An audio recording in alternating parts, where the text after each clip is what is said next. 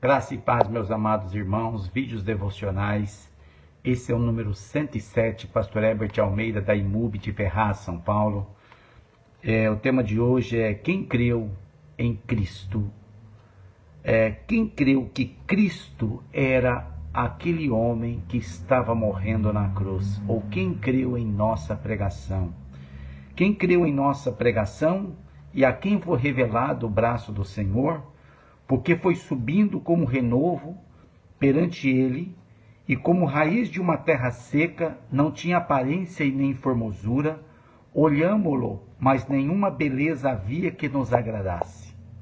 Era o desprezado e o mais rejeitado entre os homens, homem de dores, e que sabe o que é padecer, e como de quem os homens escondiam o rosto, era desprezado, e dele não fizemos caso.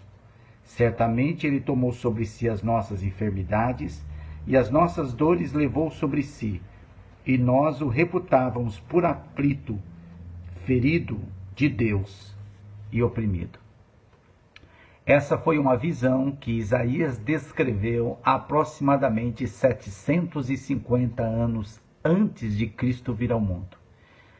E todos os estudiosos ficam impressionados com os detalhes que Isaías profetiza nesse texto, né?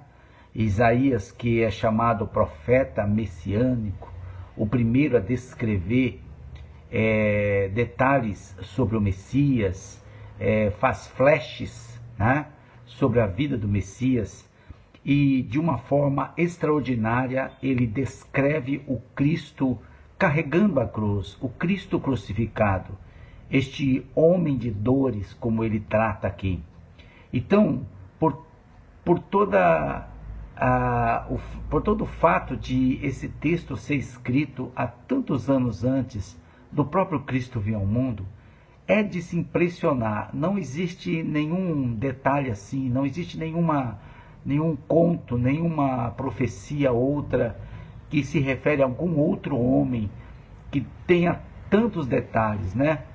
Você vê quando alguém estuda, por exemplo, as profecias de Nostradamus, em que realmente conta muitas coisas interessantes que aconteceram no mundo, e talvez algumas ainda acontecem, sempre é algo sombrio, sempre é algo parecido, em que algum detalhe arremete à profecia de Nostradamus. Mas as profecias de Isaías, elas são muito incríveis, muito maravilhosas. Nós temos que realmente acreditar na presença de Deus, do Espírito Santo, que revela o oculto, revela o mistério, revela o futuro.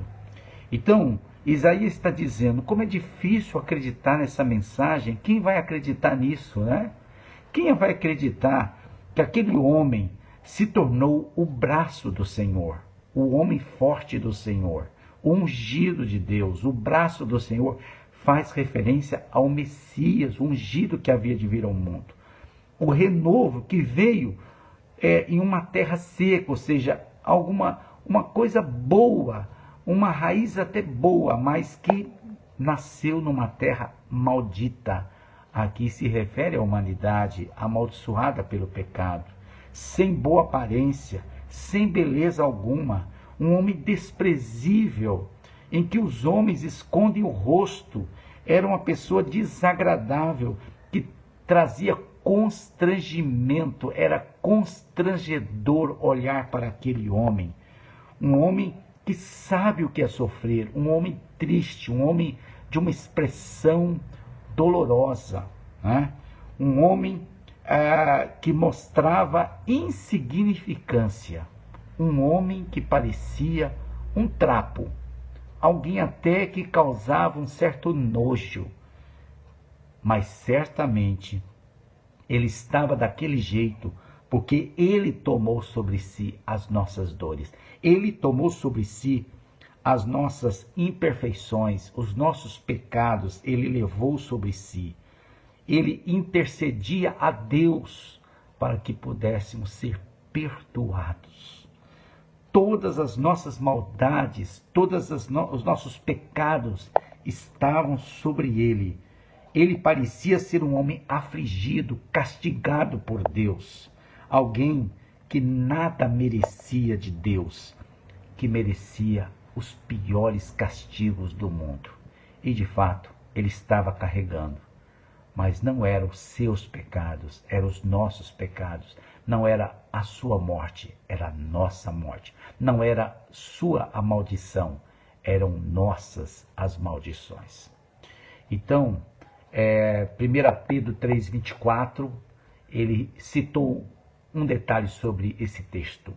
Carregando ele mesmo em seu corpo sobre o madeiro os nossos pecados, para que agora, mortos para os pecados, vivamos para a justiça. Por suas chagas fostes sarados. Aleluia. Eu quero destacar essa frase impressionante, que agora nós podemos nos considerar mortos para o pecado, ou seja, o pecado não vai mais ter poder em nossa vida, e nós vamos viver para a sua justiça.